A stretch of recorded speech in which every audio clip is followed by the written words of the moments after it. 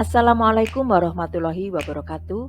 Bapak Ibu guru hebat di seluruh Nusantara, selamat berjumpa dengan saya Riful Hamidah dari SMK di 1 Magetan, Provinsi Jawa Timur. Saya akan menayangkan video aksi nyata saya setelah mengikuti pelatihan mandiri di platform Merdeka Mengajar dengan materi Merdeka Belajar. Selamat menyaksikan. Ada 3 topik yang akan Bapak Ibu pelajari di materi Merdeka Belajar. Topik yang pertama adalah pemahaman gagasan dan prinsip pendidikan berdasarkan pemikiran Ki Hajar Dewantara. Topik yang kedua tentang pemahaman untuk memfasilitasi murid agar tumbuh sesuai dengan kodratnya. Sedangkan topik yang ketiga adalah penerapan pembelajaran yang memerdekakan murid. Ketiga topik tersebut dijabarkan ke dalam 5 buah modul. Modul yang pertama tentang mengenali dan memahami diri sebagai pendidik. Bapak Ibu, guru sebagai pendidik seharusnya mampu mengenali karakteristik dan kebutuhan murid. Hal itu harus dimulai dari diri sendiri, yaitu mengenali kekuatan dan kelemahan diri. Refleksikan diri Anda dan berperanlah dalam mendidik murid-murid. Bapak Ibu akan dipahamkan tentang bagaimana mengenali diri dan perannya sebagai pendidik, apa peran saya sebagai guru, dan yang tak kalah pentingnya adalah ingin menjadi guru seperti apakah saya. Modul yang kedua berisi materi tentang mendidik dan mengajar. Sekolah seringkali dipersepsi sebagai tempat mengasah kecerdasan kognitif semata. Padahal, ada kecerdasan dan keterampilan hidup lain yang diperlukan untuk menjalani hidup. Sekolah dan pendidikan merupakan bekal untuk murid mengasihi masa depan. Apakah guru di ruang kelas telah membantu murid menyiapkan masa depannya? Bapak Ibu akan dipahamkan tentang bagaimana mendidik secara menyeluruh, kemudian pendidikan selama 1 abad, dan bagaimana menjadikan murid-murid kita menjadi manusia yang secara utuh. Materi di modul ketiga adalah tentang pendidikan yang mengantarkan keselamatan dan kebahagiaan murid. Pendidikan merupakan sistem yang kompleks sekaligus sederhana.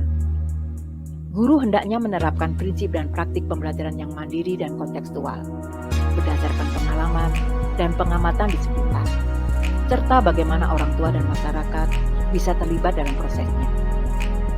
Guru perlu merefleksikan bagaimana praktik pembelajarannya di kelas saat ini. Apakah memiliki dampak di masa depan bagi murid? Bapak Ibu akan dipahamkan tentang bagaimana mengantarkan murid selamat dan bahagia, dan juga menciptakan lingkungan pembelajaran terbaik untuk murid-murid kita. Selanjutnya di modul yang keempat, materi yang akan dipelajari Bapak Ibu adalah mendampingi murid dengan utuh dan menyeluruh.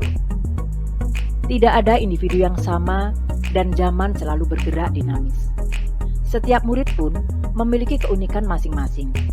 Kelas seyogyanya memfasilitasi setiap kodrat individu. Pendidikan bukanlah sesuatu yang rigid dan pakem. Penyesuaian sesuai konteks merupakan pendekatan yang harus diupayakan oleh guru setiap waktu. Guru selalu mengupayakan perubahan perbaikan dan merangkul bakat dan keunikan setiap individu. Untuk itu, Bapak Ibu harus memahami tentang kodrat murid dan juga azas trikon di dalam pendidikan. Bapak Ibu, murid-murid kita memiliki kodratnya masing-masing, yaitu kodrat keadaan, kodrat alam, dan kodrat zaman. Untuk itu, pendidikan yang kita laksanakan hendaknya menganut kepada azas trikon, yaitu kontinu, konvergen, dan konsentris. Sampailah kita di modul yang terakhir, yaitu modul 5, dengan materi yang sangat penting, yaitu mendidik dan melatih kecerdasan budi pekerti. Bapak pendidikan kita, Ki Hajar Dewantara, mengatakan, jangan menyeragamkan hal-hal yang tidak perlu atau tidak bisa diseragamkan. Perbedaan bakat dan keadaan hidup anak di masyarakat yang satu dengan yang lain harus menjadi perhatian dan diakomodasi. Untuk itu, di dalam melaksanakan proses pembelajaran, Bapak Ibu akan selalu berupaya bagaimana menumbuhkan budi pekerti dan karakteristik yang baik untuk murid-murid kita. Dengan harapan agar murid-murid kita kelak memiliki karakter atau profil pelajar Pancasila yang kita harapkan semuanya.